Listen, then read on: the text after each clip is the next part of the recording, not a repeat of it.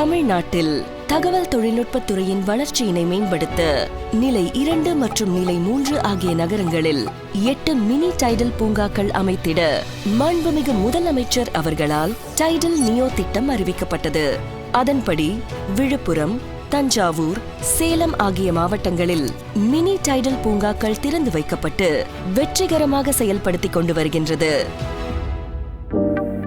தற்போது முத்து நகரமான தூத்துக்குடி மாவட்டம் தூத்துக்குடி தாலுகா மீளவிட்டான் கிராமத்தில் ரூபாய் 32.50 கோடி மதிப்பீட்டில் 63,000 சதுரடி பரப்பளவில் தரைதளம் மற்றும் 4 தளங்களுடன் கட்டப்பட்டுள்ள மினி டைடல் பூங்கா இன்று மாண்புமிகு முதலமைச்சர் அவர்களால் திறந்து வைக்கப்பட்டது.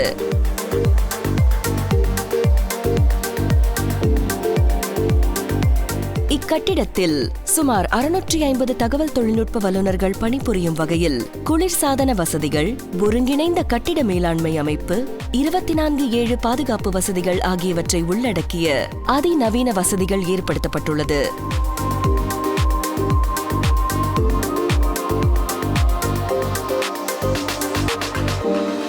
இத்திட்டத்தினால் தூத்துக்குடி மாவட்டத்தில் உள்ள படித்த இளைஞர்களுக்கு வேலைவாய்ப்பு அதிகரிப்பதோடு சமூகத்தின் பொருளாதாரமும் மேம்பட உதவுகிறது.